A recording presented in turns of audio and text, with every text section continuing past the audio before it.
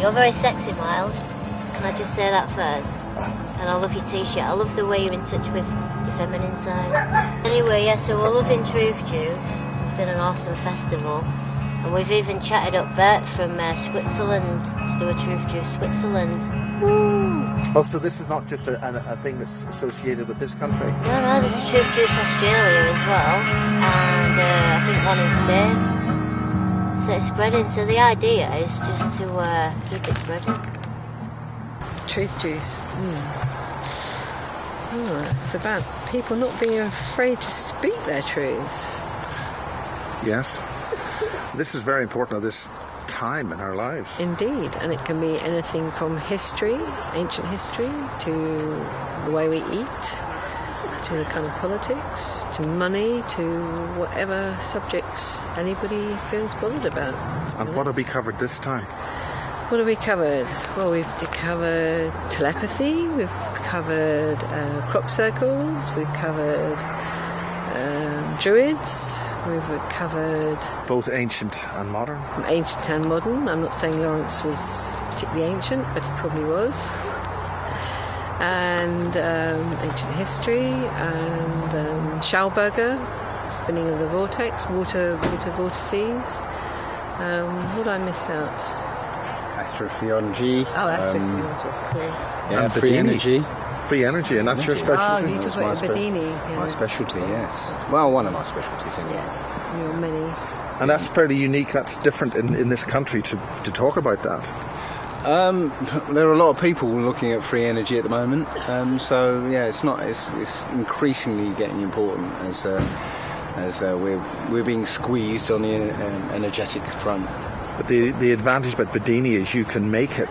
Yes, anyone can make it. And that's the important thing. That is the important thing. It's a very, very simple circuit, and it's available freely on the internet. It doesn't take very much to make. But it's down to how you make it and the resonance. There is an element of that. We have experimented, haven't we? Yeah, we have. We found batteries were very important. Yeah, and got a 10-coil Bedini set up that's running very successfully. As well as I've got a few prototypes myself. So, but you uniquely you sort of made a mistake and you discovered something. Yeah, well, I was when I was playing with my prototypes, I used a wrong value component and found that the circuit would self-sustain, and it would just kick power out without having the wheel moving around. So right now I'm winding coils to try and replicate that and hopefully power a motorhome. Oh, good.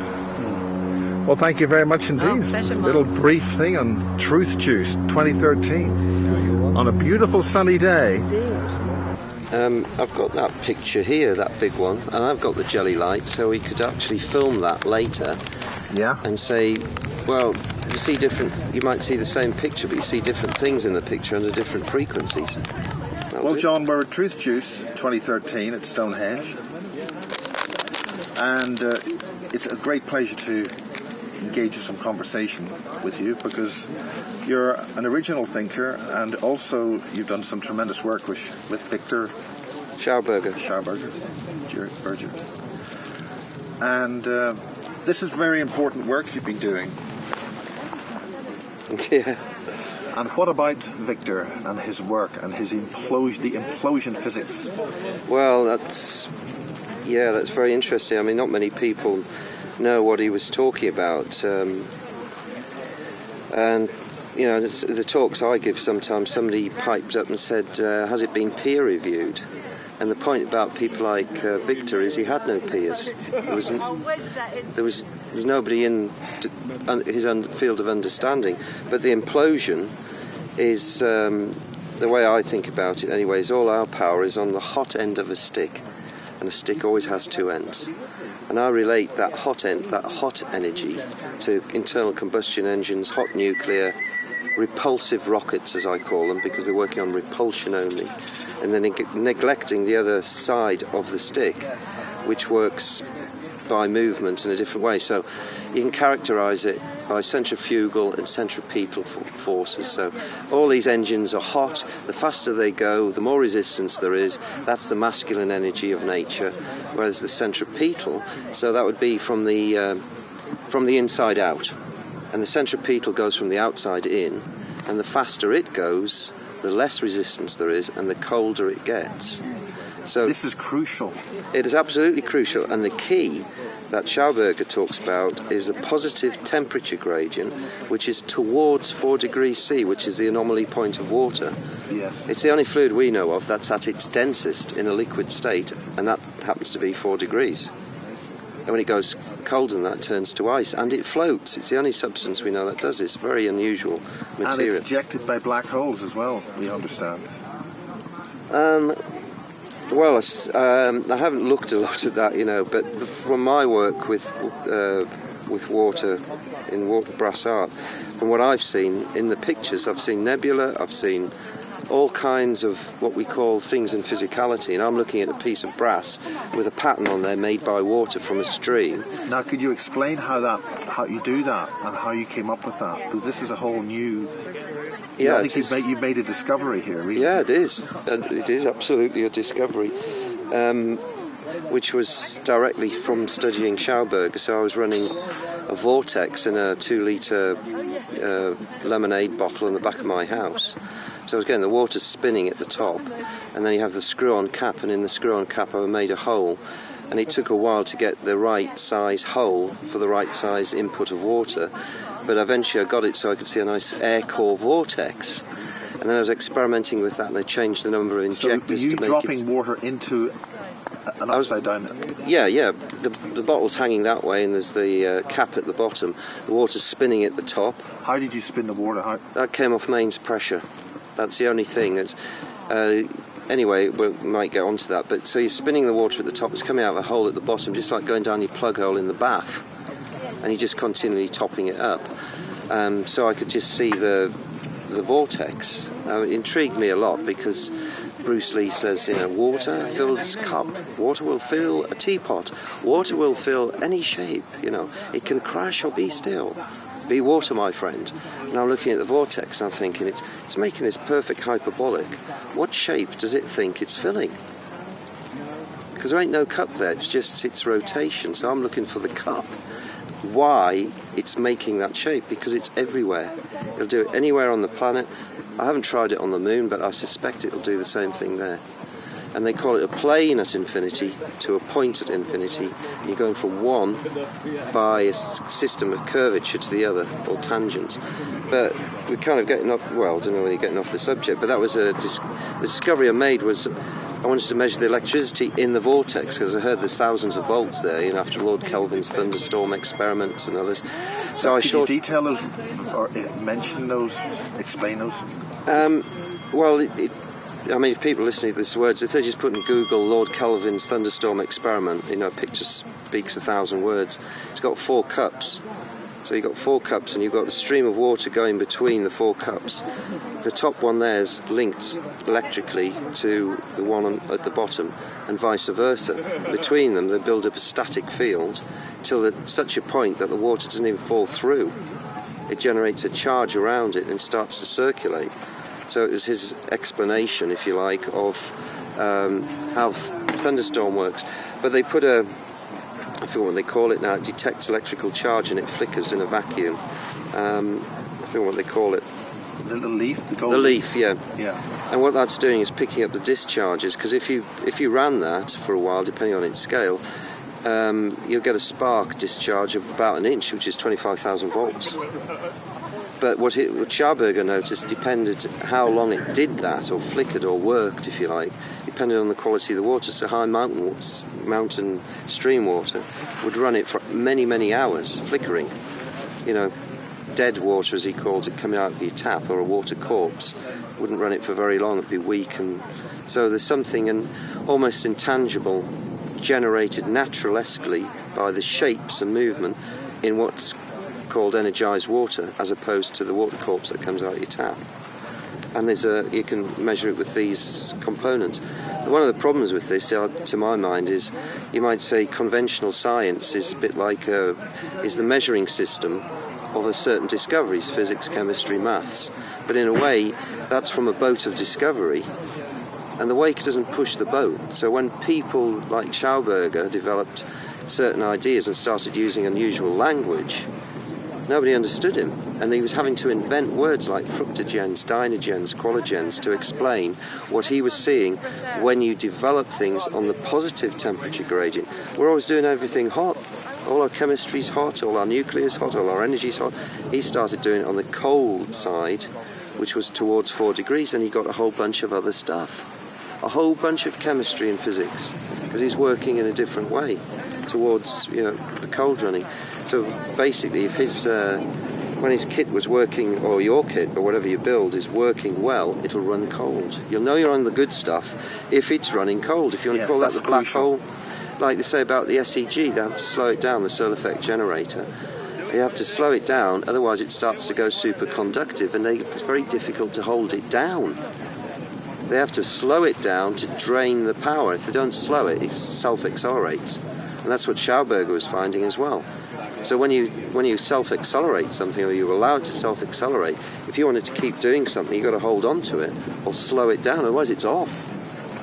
The famous story in the books, the Eco-Technology series, that's reported 20 centimetre repulsion spinning using these forces, if you like, at 20,000 RPM developed 240 tons of lift. So what are we using helicopters for? Unless it's desired that you're only using one end of a stick.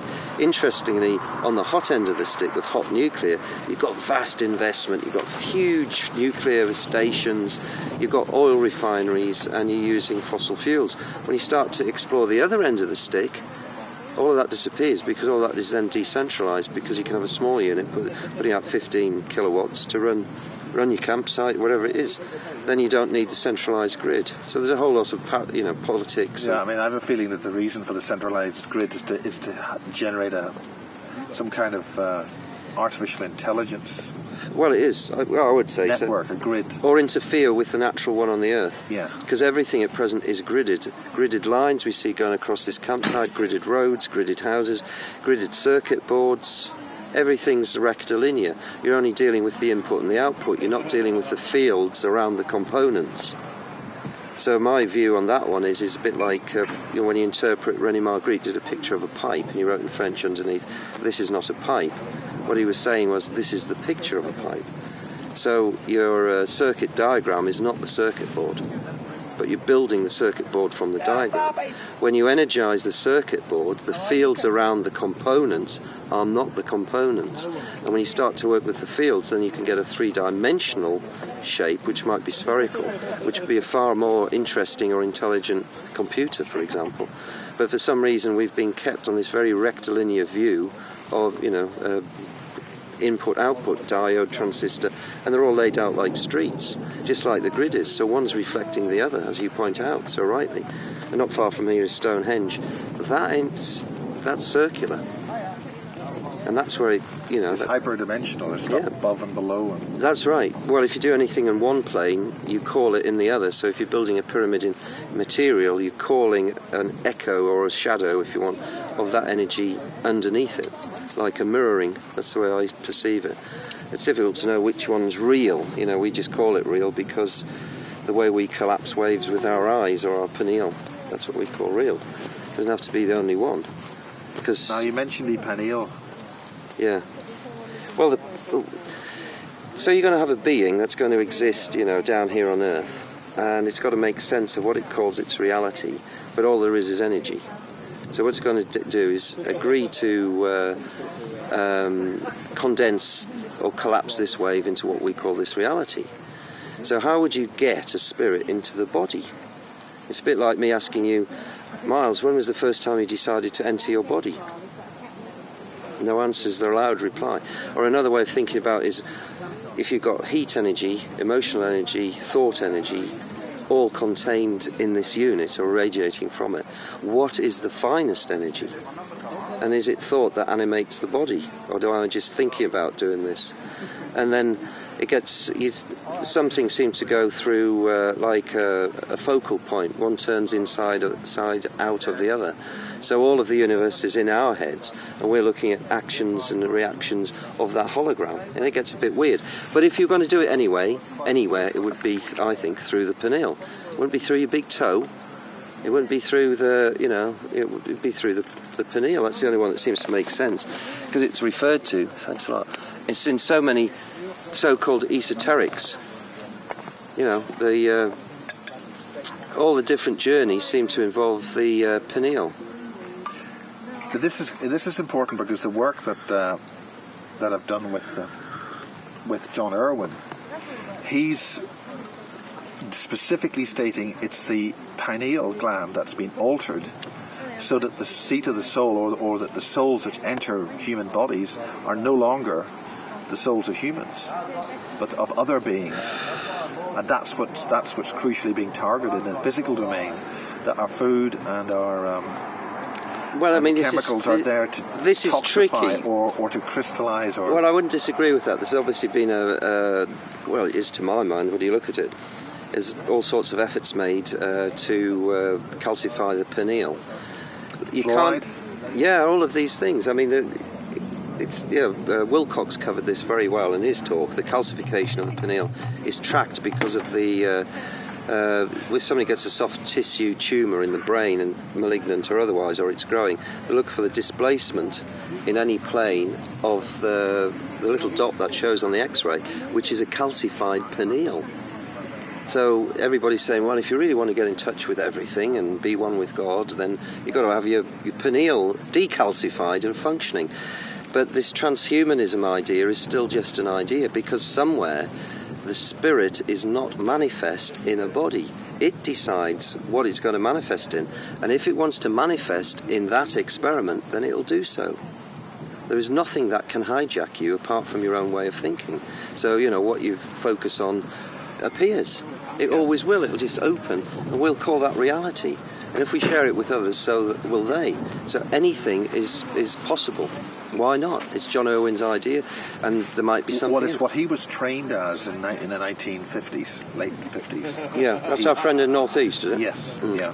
And one of his arguments, without wishing to speak for him because it's a very complex issue, is that there is a force or element or intelligence seeking to destroy the ability of humans to manifest in this reality. Yeah, why would they bother doing that? Because this is not the only reality. Surely they just manifest somewhere else. But there is some very interesting ideas to do with that. I mean, the principle is not to allow them to manifest here anymore. Therefore, this domain being taken over. Yeah, now that's intriguing, isn't it? Because what their problem is then, the way I would figure it is, what you're talking about is a non-physical entity, related to the archons of the jinns, who cannot create, but must be able to somehow milk this wonderful cow of creativity called the humans. How are they going to do that? Well, if we change the reality and they believe they're in this reality, it would be easier for us to milk them because we can't create. Absolutely. It's taking control of our consciousness and getting us to engineer ourselves out of our own existence. That's right. It's just saying this is a reality, but what we're not telling you is this is the only reality. We're wanting you to believe this is the only reality, so this is what we want you to focus on.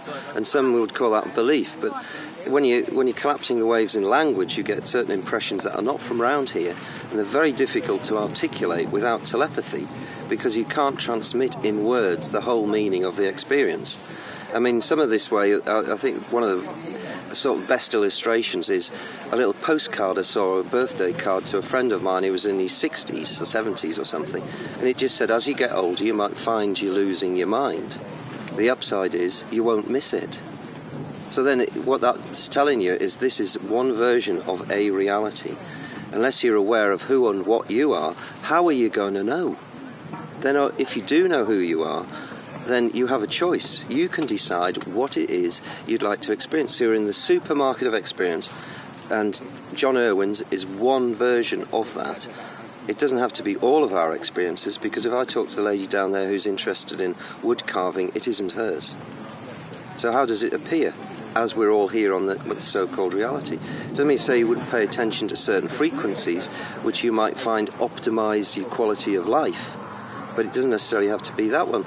See, the question again is, if they were doing that and it was working, how would we know? Why would we give a shit? We'll just be a transhuman, whatever that means. I mean, yeah, you mentioned transhumanism a couple of times. Well, it's the buzzword, isn't it? Yeah, it's the principle of certain interested scientific people to transfer humans out of the body into technology. That's right. Well, that's always been the gig, hasn't it? And no one's really truly succeeded, because what makes up a human experience is not just the transfer of a so-called consciousness or memory. There's something about the ability to manipulate what we call reality. So, people ask you who you are. Well, it'd be better to, what are you going to do? Describe the tail of the shooting star or the star? Which bit makes them? What is it that makes them? So, I mean, the DARPA's doing all this stuff with robotics, which looks very interesting. I mean, we're not too far away from one of their research labs here in Amesbury. Yeah. Boscombe Down. We're sitting on Salisbury Plain here. Yeah, that's right, Boscombe Down. There was another research institute just over the hill. I think they call it Stonehenge. It depends what you're researching, doesn't it? And how clever you think you are. But is Stonehenge that's sitting there the one that should be there? How would we know? They rebuilt it about 100 years ago. And allegedly it's not meant to be what it is. Well, this is kind of weird. Are you what you're meant to be? And how would you know? Insofar as that they deliberately built it wrong, because whenever it was completed, or they imagined it was completed, I believe in the late 1950s, it was doing such powerful energetic work that they had to turn it off. Turn it off to some degree, yeah. But there's not much information about that, but anyway, that's... Now we got into another interesting subject, because when we're on our little journey and somebody drops a little pebble in your pond of that idea, you think, hold on a minute, is that true? Which is a wonderful word. I mean, you're a wise man if you know the truth. It usually comes with a bit of research, and the research is a bullshit filter, and all the information you get, some sticks, and some you just know is, I'm not even interested in that, but that sounds like it's got a certain ring to it. So that's why people are using dowsing, kinesiology, or other measuring instruments which are, you might say, non-mechanical. They're using biodynamic detectors to discover what the energy is. I mean, that's why I was so interested in Schauberger's stuff and the vortex, because it doesn't matter what they're doing, you're still getting water doing this shape. And he was studying that, and he was realising many things. Can you explain what that shape is? You, on your presentations, you've used the horns of... A kudu is the ideal one, but which tells me that animal must be doing something in a hyperspatial What's it getting, man? Yeah, no, isn't that incredible? I think the same thing. It's got two horns like that. What's it really doing? They're like amazing antennas. Yes. Maybe they're creating the reality and they're hopping about and making it for us. I don't know, because I don't have, coming out, but to do with the shapes, which is maybe easier to get a hold of, it's a rotation within a rotation. So if you imagine a drill bit, that you drill in your wood or your metal with, it's got a solid core. But if you take one of those spirals and wind it like a corkscrew for a cork, it doesn't have a solid core, it's got an air core in the middle. It's winding round something. Yeah. So instead of in the corkscrew, it's an even number of coils going into the cork. And Schauberger's is doing a certain faster. It starts wide, ends up tight. And what he's doing is related. So you've got that rotation, then the fluid that's going down the pipe is doing one revolution for every turn on the pipe. Now it's in synchronicity on two spins. The orbit round the core and its spin. A Tesla's bifilar spiral technique. But it's interesting with microwave conductivity and transmission lines, they don't need a central core. The energy is spun out. That's right. From the middle. This is what Dollard's saying. He's saying the whatever you call in the effect that you measure as electricity is going around the insulation. That's why this is getting everybody's so interested in dielectrics. Always have been. A computer won't work without it. I mean, that's what Silbury Hill is. It's a dielectric Yeah. Well, in the Earth, you've got these dielectrics, you've got piezoelectric effects from vast cubic miles of quartz, and you've got standing waves on the planet. Tesla showed us this, and Alexander Putney's work in human resonance is showing us this. The place rings like a bell. So you're talking about the Schumann resonance is 7.5 hertz, but it has nodes and antinodes. It's got a connection. It's got a focus when it's ringing, just like the kymatics of Hans Jenny, where the sand focuses. The Earth's doing the same, and as the intensity of the sun increases, it turns out that Giza is placed on one of these major nodes. So it's a transducer for those frequencies. So his suggestion is, and my feeling is, we all knew we would gather around or have a ceremony around the pyramids, and that was your reset button, because you're all coherent. You're all on the same frequency to do with your heart, the resting heartbeat, I think it says 1.45 hertz. You're all coherent. And the heart isn't a pump. It's an energy. It's more like a... You also mentioned... diode. It's not a pump, can't be. Yeah. As you know, it's not a masculine effect, because you've got 20,000 miles of capillaries. Maybe in your case, miles 30,000. So there's no way you're going to have a tube with a piston in it and you're going to go bang, because you've got to move a viscous fluid through 20,000 miles of capillaries. Come on. I know there's a temperature gradient which helps things. That's not the way it's working. When it comes in the right ventricle, the blood is decelerated because of the shape of the bottom of the heart. It's almost triangular, and that destroys a vortex. And it goes in the left ventricle and is flung out like a potter's wheel. And what that means for it to operate is, while it is healthy, the blood's circulatory system has next to zero resistance. But that tells me it's translating through a dimension. What is? Blood. The blood? Well, it could be. The heart is a gate. It's gating dimensionally. As well as, why not? So it means that we're actually renewing our whole systems through a hyperspatial vortex in your heart. Well, it seems to be the ubiquitous shape is the vortex. It's very simple maths. 1 over n times n equals a constant. Half times 2 equals 1. A third times 3 equals 1. A quarter times 4 equals 1. And if you put the quarter on the x-axis and the 4 on the y-axis, the fraction on one axis and the whole number on the other axis, you get a hyperbolic. And if you take a sectional line across anywhere on the hyperbolic, well, it goes really thin as it goes up if the hyperbolic's going that way, and take that area, it equals 1. If you do it down here and take that bit, it equals 1. But that means that we must be existing in a multidimensional existence, hyperspatially. Yeah, with a spin. With a spin. With some spin that we choose to enjoy, and we call it our reality. But the heart is doing it, and the heart is, if you look, to understand that better or more fully, then you'd have to look at the work of Frank Chester, because he's done it all lawfully and got the 6th Platonic called the Chesterhedron, all based on the geometry of the heart, which is intriguing. And the other thing to say, it's obviously not a pump. The bottom of the heart is paper thin. If you're talking about those pressures, the first go when you experiment, you're going to blow the bottom right out of it. So it's not working that way. Which means it must be at a zero-point field of some kind. Yeah, it's creating a beautiful zero-point field in a biodynamic field. It means that in that physical domain, the strength is not required for that tissue to... Not as we know, Jim, not power. You see, we're all geared to think masculine from the Piscean age. The energy must be shifting from another axis. Well, that's the other interesting thing, is the heart isn't vertically mounted. I mean, if I was designing it, I would probably do it vertically mounted. It's tilted. And when you look at it from any direction, it looks like 45 degrees, but Chester says it's root 3 is the tilt. And some people say if you can tilt your field relative to that, you become invisible. You know, the yogis tilt their, I can't remember which field it is, biodynamic field, or I've forgotten what it's called. They tilt that from this realm, you're then invisible. Very intriguing ideas. But you're only invisible from this realm, but you're twisting into a different realm. Yeah, well, some might say that's intriguing. It is, isn't it? Another way of looking at that is your flicker rate. You flicker at a spark. The speed of a spark is the fastest thing we can see, 25,000 of a second. So that's our flicker rate, just like this film is flickering, or so many frames per second. We're 25,000 frames per second. So that's what we call our reality. The sun's flicker rate is 70 years.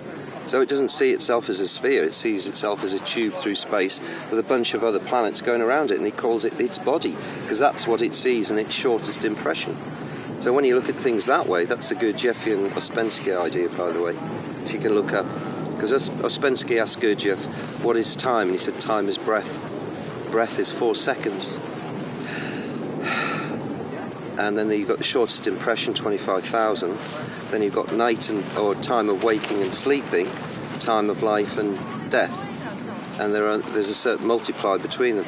So extrapolated up to through the cosmos, through planet systems, through all suns, through all solar systems, through all galaxies, to the cosmos, and found there was, a comparator. It's useful in the effect that what we call reality, we think is the only one, when in fact for other entities it's not. It's not the only reality. And if you can alter your flicker rate, then you can alter the sense of reality. Does this relate to the bell? The bell. You mentioned because that was sort of being experimented with at the same sort of time that Schauberger. Well, it is, isn't it? I've forgotten his name, but Kerry did. She was here yesterday, wasn't she? Yeah. They did that interview with Bill a couple of years ago. I've forgotten the guy's name, but he'd done a lot of work on the Nazi bell. But from when I looked at it, it's similar to the heart because. Yeah, that's what it was. Your remark about the heart. Yeah, the difference is that what you're doing is you're spinning a fluid around a central axis. So you've got one spinning one way, and they one. Use mercury. They use a particular version of mercury. But I just want to get to the difference and the comparator between the bell and the heart, because you've got 4 cavities in the heart, 4 chambers. You've got the left and right ventricle, and in the right one it's spinning one way. I think it's anti-clockwise, slowing down, and in the left it's spinning the other way, going out. And they're as close as biology can get to have 2 opposite spins on the same axis, but the bell spun the Mercury one way and Mercury the other way on the same axis, because they both were circular around each other. So then you can alter your relationship in time and space, if you like. So I don't fully comprehend. And when I was reading it, it all sounded a bit odd because we had very strange frequencies, which did reminded me of the Philadelphia experiment. Yeah. Because they were changing what is matter, and we know from spins, tornadoes, which are the hyperbolic again, at a high frequency will place one material inside another without damaging it. So we've got straws in panes of glass, we've got cows in barns, part of, which is a very Philadelphia experiment. Makes you wonder what matter is, doesn't it? And energy, and how you... Well, it's a holographic focus wavefront, isn't it? Yeah, well, that's a nice way of looking at it. This is all hologram. They call it a fractal. Except hologram being the wrong term because hologram's a projection, but this is different. Well, if it's a fractal hologram, then it depends how you look at it. But all of the information or the universe is inside us, and we're looking out at part of it. So we're projecting as well as we think everything's coming into us, but some of it we're projecting. They know this from the particle and the wave experiment, collapsing the wave into a particle only when it's being looked at. Well, how does it know when it's being looked at? I'm not looking. Is it collapsing? Schrodinger's cat, Yeah, this is the weird thing. So there's a light. So the observer, crucially, the observer we are the observer. We must, our function, whatever it is. Yeah, now this is where it gets weird, because we're trying to see ourselves doing this amazing trick of calling this reality. We're trying to observe that from a different angle. Otherwise, we wouldn't be asking or interested in these questions like how these things work. And if you come across a study, the bell or the hyperbolic or some of the geometry, you start to ask other weird questions because it takes you somewhere. If you're just watching football, then you're interested in the score. If you're focusing on this, you're interested. Yeah, but if you're interested in football, you don't frequently have a score. What's the point in that? Well, you can't throw anything out of the universe. And Monroe did talk about Lush production. Now, which Monroe is this? The Monroe Institute? Yeah. He's talking about Lush, L-O-S-H. And that's, you might say, there's a positive and a negative aspect to our natures. But if you're not a creator, you want to be able to you want to be able to milk them cows. There's humans. Good, get them milked. So you can't throw anything out of the universe. So they're producing this energy. You might say it's negative, it's competitive. Score that goal, shoot that person, do this, do that. As a polarity, as an extreme polarity, and from that there's always a resultant energy, which maybe if you've got the wherewithal or you know how to do it, you can harvest, you can use it for yourself.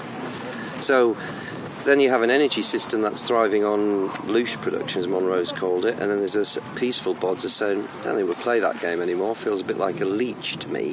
What would it be like if we created a positive, whatever we perceive that to be, energy system, and maybe we'll have good water and good food, and maybe we'll build some things that resonate with our true frequency rather than the one they want us to. And then we'll see what happens in that. That's activated, it's called activated... MMS? Yeah, it's called Master Minerals substance now, I suppose.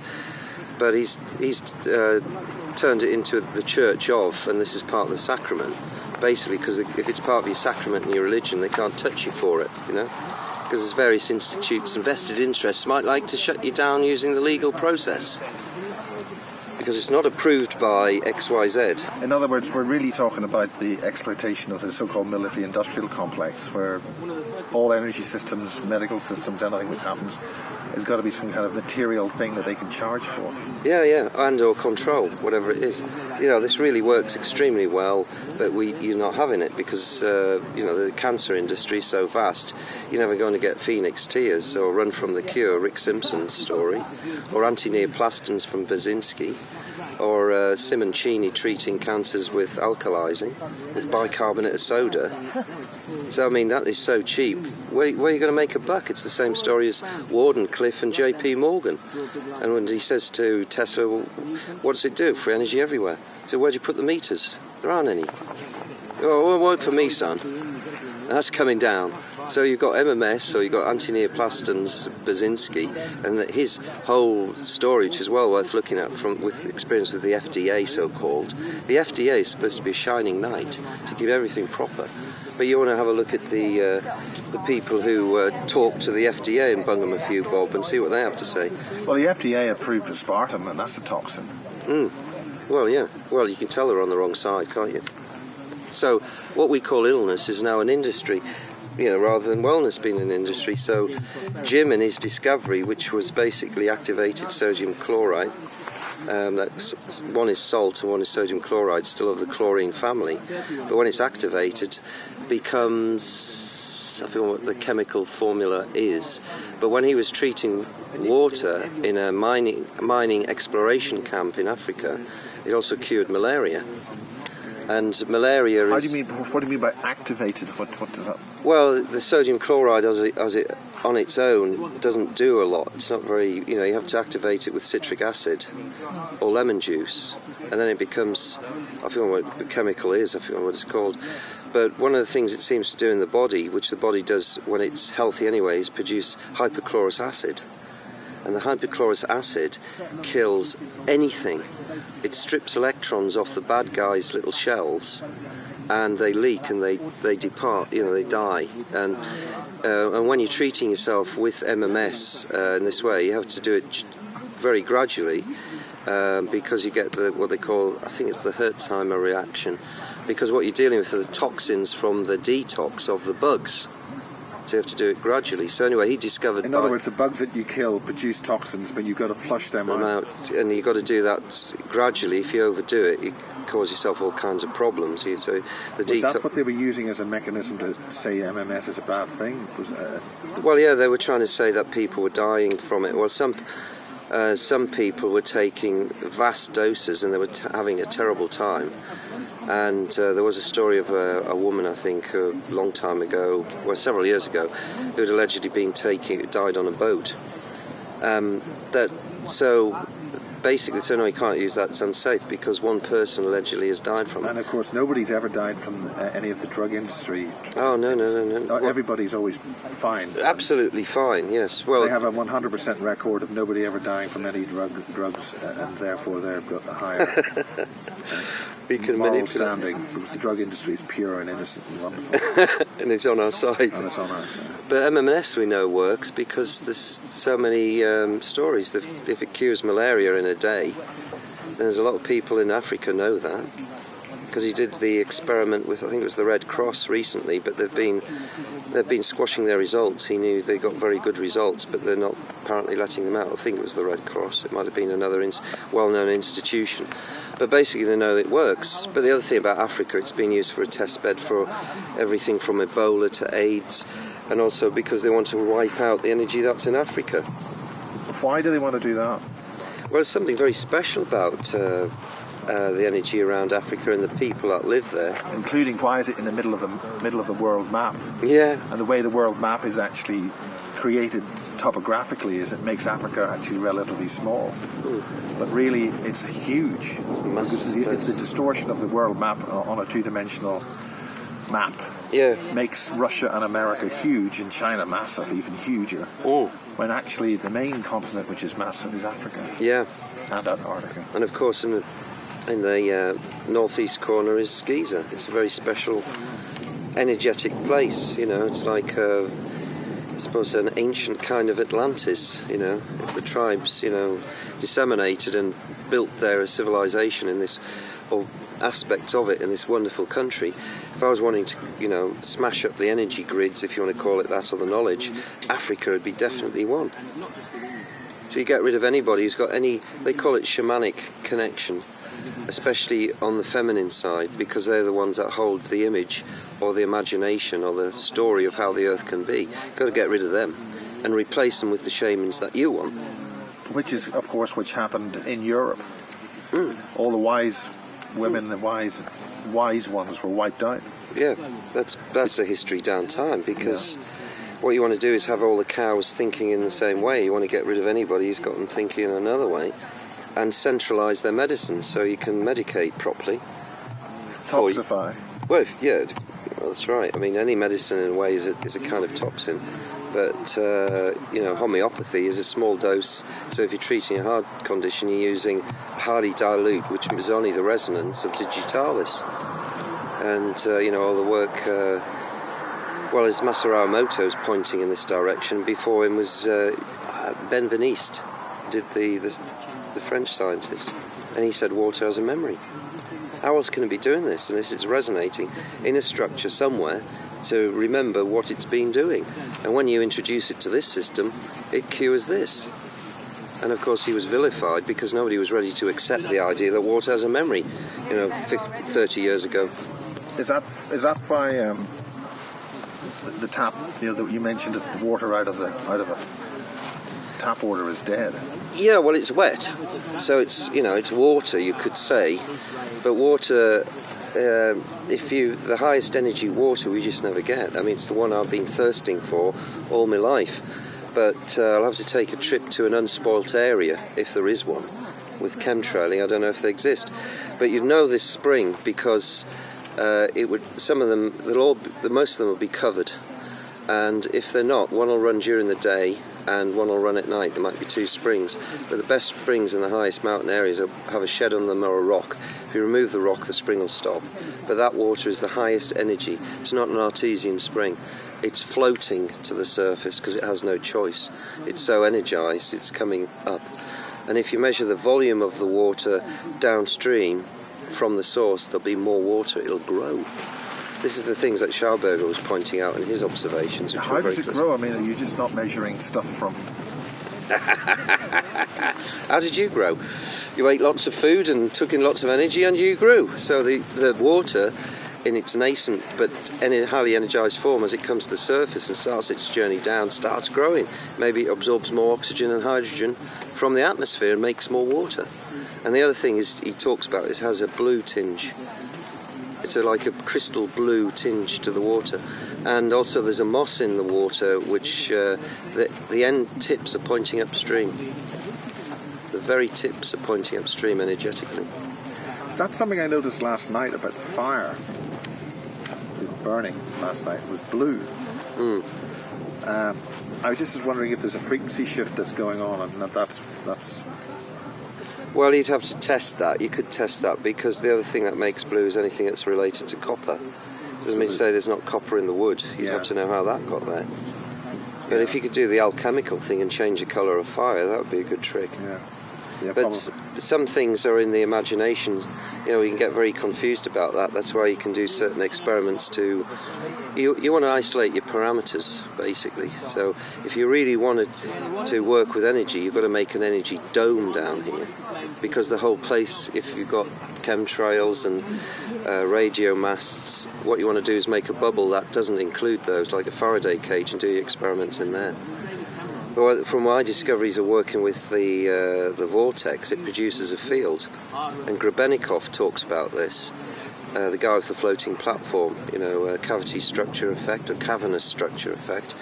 So he did a couple of experiments which are quite interesting. One was a sunflower in a dark room.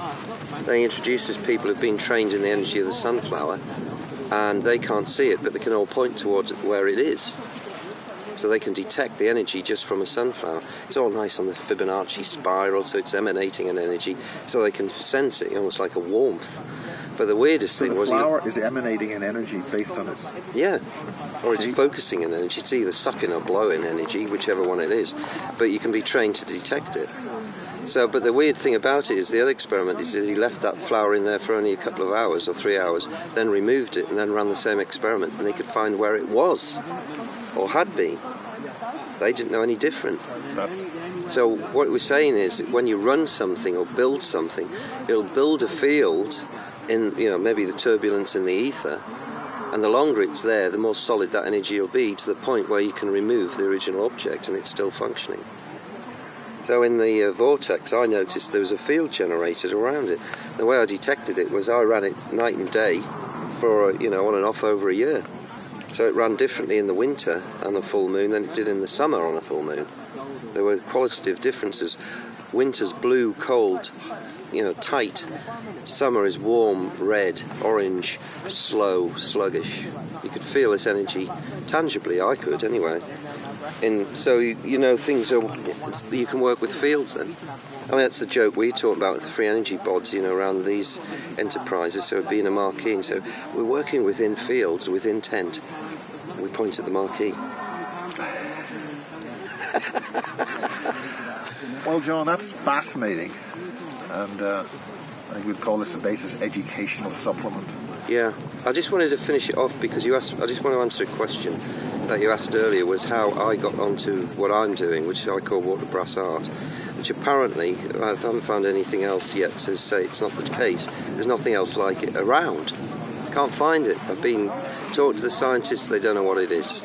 So you're getting patterns from water on sheets of brass, and these vary depending. This is because you're going the spiral. Well, let's put it this way. Yeah, I've done experiments in a laminar flow, which is a nice fast-flowing stream, and I do get a colour. I go by the changes in colour, and it's a beautiful high-frequency purple-blue with a touch of cerise pink on an edge. I think it was touching a rock, maybe. So that's a laminar flow. In turbulent flows, you get swirls of colour in different places, and those have been brasses that have been placed under rocks, either touching rocks or touching moss. And you get different pictures depending whether it's touching a rock or touching moss. And there's one which is, I'll show you on this, there's some seminal pictures that have come out of this. One is this one, which is from a jet. And you can show these later, but that's a jet of water, and it was called the feather. Now I call it Merlin because it looks like a couple of Merlins, which you can look at. And the other one is this one, which is a drip of water going straight down in the middle of there. So the water's the energised ink, and the brass is the paper or the vellum, and it's showing us a picture which looks to me like a blueprint. So, you know, I've had the intelligence or the nous or the serendipity to do this, but there's no Photoshop in this. Don't need it. That's the picture it makes. That is water doing that. That is true. It's nothing I've made up in Photoshop. So, how's it doing that? Hello.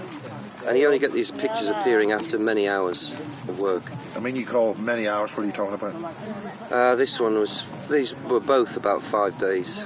Wow. So if you set one up and you look after, 5 hours, you won't see much. But if you let it run, that's why I say that they develop on the brass, like a photo has been exposed to an But what energy. size is that in the reality? Well, they're not much bigger than this actual brochure that it's shown on. So the brasses, some of them are quite small, and some of the pictures I do, you know, they're on a macro 100mm lens on a Canon 600D, so you're looking at a bit this big. And in my mind, I'm looking for landscape mainly. I'm interested in landscape, so I'm going through my pictures or what I see looking at landscapes. Obviously, I mean, that's also known as the blue man, because on this side you've got a blue man with the blue nose. Yeah. Where did he come from? And when you look at some detail, maybe you can show a better picture. Yeah, that bit up in that corner there. If that's not plasma, I'll eat me hat. So what's the plasma doing in the water? So where I'm pointing, that to my mind looks like a plasma effect. I've got a plasma ball at home that I touch and I can create the same pattern as that. It doesn't look quite exactly like a spark discharge, it looks plasmoidal, like plasma. So the question then is, I've got one spiralling column of water, pencil thin, hitting the sheet of brass, and it produces that picture.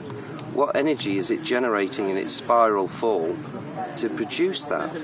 So I start to look at things and work them backwards. So I'm saying this is a blueprint, and then I'm going to work backwards to see what produced this shape. It's a bit like saying all the best stories are written backwards, and that's the story down here as well. Because then you can say Harry needs to be over there, you know, Jim needs to be over there for the story to come to fruition. So water's showing us, you know, its story, and we write it backwards. What we like to do is make things that work on this principle, and it's showing us the blueprint. So if you're going to build your levity bubble, it's probably on this shape. There's a clue in there. There's other things in there, because interestingly, that's in the centre is just pure brass. There's no data written, very little. That's almost more. That's another thing again. Nothing in the middle. Nothing in the middle. Well, this confirms my other experiments, because when I was doing the vortical experiments, the vortices, I divided the vortex and put a sheet in there with a hole, and there was water underneath, and it's all in a full condition and working. And I put dyes in. That's the way the difference. I experimented rather than particles. I used dyes, and the vortex doesn't centre over the hole. The vortex is not doing that. Only the edge of the vortex goes around the hole. Only the edge. The whole of the vortex is never over the hole it's draining out of, just the edge. It's going around the edge. And sometimes it goes a bit eccentric. It goes away from the hole and then comes back. As it does, it accelerates. So that's telling us how energy works, and it's fractal. You can keep going down. You only approach centre, you never get there. So that's why Schauberger was generating his power. He was taking angular velocity of water from outside, which you could call your orbit around your heavenly body, and converting it to the spin of your rotational axis around that hole. So he's taking all that energy from out there and winding it into the centre. And when it does this and you run the vortex, you'll see lots of interesting things. You can have a look at some of the videos on Twisted Water Starter, I think it's the channel on YouTube. But when it comes out the change of state at the bottom, it accelerates, winds up, and then it seems to get so excited with itself, it seems to collapse and shoot energy up the vortex, and that's what I was interested in. Because Schauberger's talking about trout and high mountain streams, which is all a spiralling flow, and they're hardly moving. They're just flicking their tail and the water's rushing past. You know, it's cold, rushing past. How are they staying on station? They're not doing anything, they're just wiggling the tail with their mouths open. They're not swimming like, you know, you've got to stay in this flow, they're just sitting there.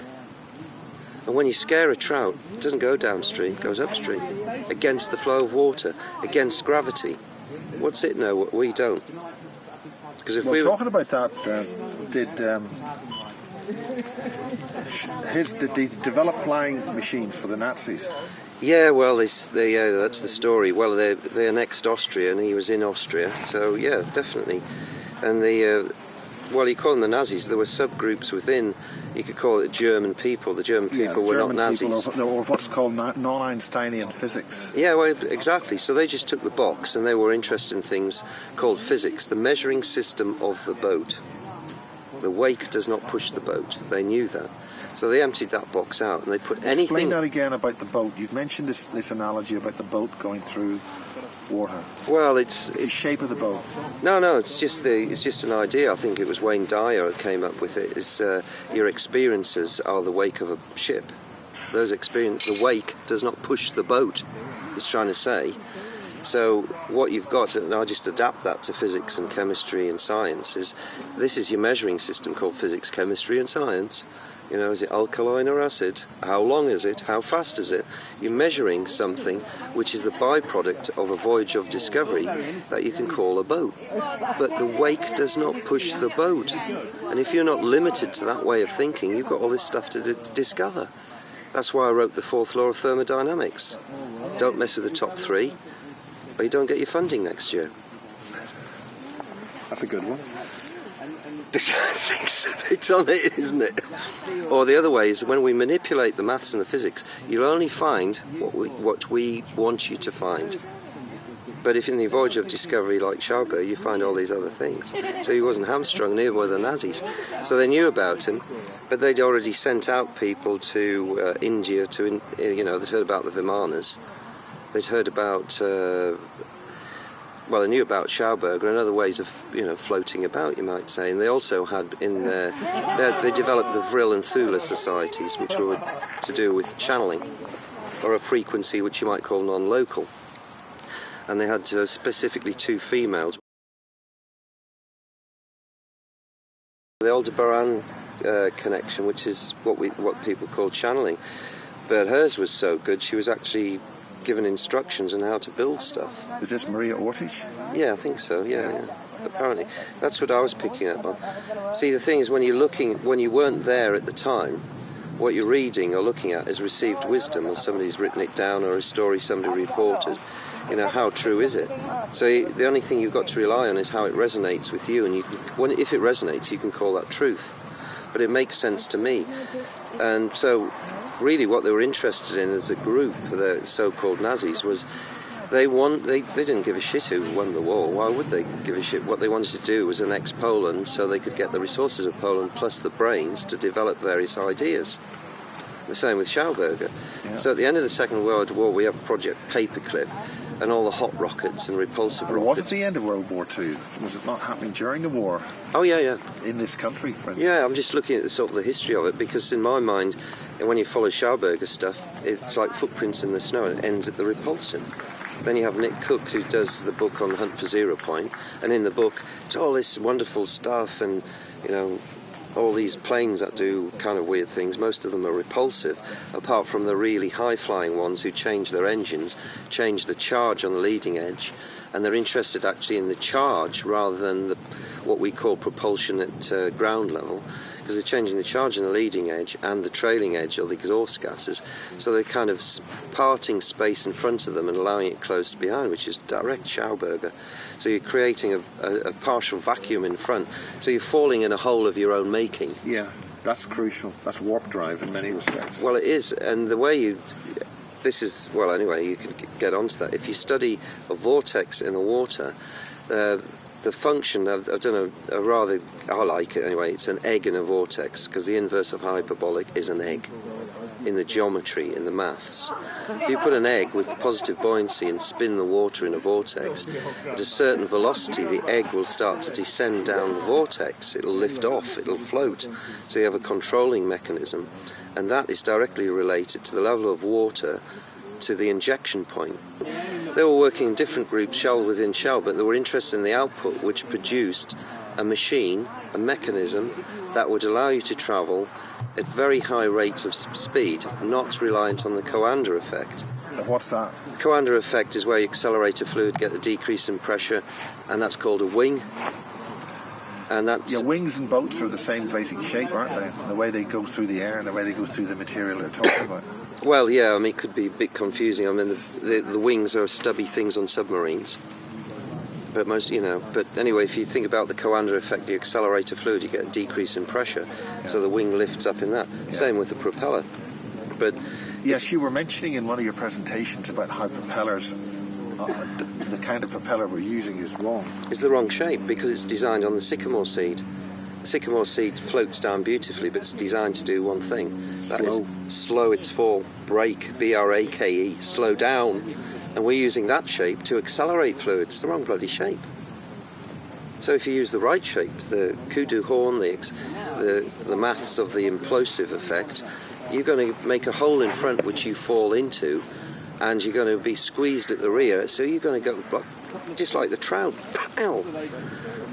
So it makes the way the trout does it, apart from managing the electrical effects and subtle electrical effects using its scales and its bilateral line, the mechanics is it opens its mouth when it goes upstream. It's not using its tail so much, and it's popping solitons. A soliton is a smoke ring, so it opens its mouth and then pops open its gills and produces two vortices down its flanks, which are doing two things. One thing is, next to the fish, it's going upstream, so it's on a roller bearing, and they're also expanding as it goes down the flanks and squeezing it. That's why it goes so fast. If we adapt that and use it in this fluid medium, you're going to move very fast. And that's what, using an adaptation of that idea, the Nazis did, or so-called Nazis, so that they gave us Watch the Birdie, all the hot rockets and von Braun. Yeah, that's exactly what they Watch were. the Birdie, nice, hot, repulsive things. We're off over here. We really don't give a shit what you're doing. If you want to look at that nice picture, good luck to you. We're in Brazil, Argentina, Antarctica, and we're quite happy down there because we've learnt other things, or we're functioning on a different... In some respects, that's how a UFO seems to work, a bit like a squid, suddenly just... Yeah, ding, just opens the space and falls through it. That's how else are you going to do it? If you're doing pushing, you're going to get hot and more friction and have a limit on your top speed. So that's why, I mean... The so-called speed of light is a friction limit, really, isn't it? We're back to the laws of thermodynamics and things like that, because the Newtonian way is based on things that are, one body that's not moving relative to one that is. But we're all spinning on a bloody planet. Everything's moving. So how does that apply? It's a local idea. It's a local law that's been invented. But so long as you're locked into that, you won't get this good stuff. You won't get the good stuff. You won't get the implosion or the self-running machines or the... In fact, a machine is working so well it has to be slowed down, otherwise it's not in this realm. It goes superconductive and disappears. Or it takes off, or it wants to do something else, but it isn't locked. All of these machines are heavy and always locked in this domain. Those aren't. That's why the Searle effect generator, John Searle's device, when it gets up to speed, would be a superconductor at room temperature. But he's never been able to rebuild that. The Russians have replicated it. They call it one thing. It's called the SEG in California, and it seems to be working very well. Or heading towards. Now, you see, we're on the cusp of something here because nobody likes to admit it. Do you have free energy? Well, it might do. It might do. Might not. Have you built one? Might have, might not. Because if I have built one and I'm fine... The fourth law of thermodynamics always comes into play. Well, yeah, we would like to manipulate your reality for you, for us, and this is the stuff you can have. And you can't have that. Don't look over here. The other end of the stick. Don't be looking at the cold. Look at the hot end. This is your only chance to generate power and gut Mother Earth or poison her. Well, we've got to stop poisoning the Earth. Well, yeah, I mean, that's right. So, we were Fukushima and now we fracked. Yeah. I think we're now fracked. Yeah, it sounds like the seat is giving it. But anyway, that's on the downside. But there's so many people have been working in their sheds, and there's going to be a sort of critical mass because they used to kill them. They used to horizontalise them or give them heart attacks or brain hemorrhages with special weapons that we know nothing about. There's no hole. Like the Twin Towers came down. Where did they go? Oh, we don't know. They just fell down. Well, what's that big cookie cutter effect? Oh, it's not for you. You shouldn't know about that. This is all this magic, my dick's bigger than yours bullshit, to manipulate your reality. I mean, it's just... And that finally seems to be what the 9/11 thing's all about, the control, accessing our consciousness. It's the war on our consciousness. Well, it's again a matter of perception because... well, that's the point. Isn't it? It is a matter of perception. It is how you perceive it. A war, you called it a war on. Well, I would declare it an attack on our consciousness for the benefit of somebody else and the detriment of us to be in a war. Well, this is the funny thing. We're separating it from us. What is us? What am I? If you don't know God is and you are, then you're hiding behind yourself, and that's the game. But you're calling them a war. You're calling it a war. Now that's your tilt. Well, if an elite or another group is exploiting us as cows to generate a reality which is going to benefit them and not us. Well, having now become aware of that, you can make other choices. That's the important point. This is the important point. This is what we're pointing out here. And there's two factors with that. Being aware of it makes you more responsible, because if you give your permissions away by letting the other guy do that, then they've won. Well, they've won in one reality, maybe. It depends. You're always creating or collapsing the wave in yours. And if your view changes, i.e. the filter you put between what you call this and reality, then that's what you'll see. So that's why they say what you resist persists. Because what they've done is put up a nice flashing neon light saying, look at this, bing, bing, bing, bing. We want you to believe there's a war. So it's another manipulation of consciousness. If your point of view is that there is no war, nature has a certain way of doing things, and she's not at war, then my focus then changes. So I go and look at the trees rather than the telly. And this is what's so beautifully illustrated in your art and the changing colour. Yeah. Now that is something... Explain that?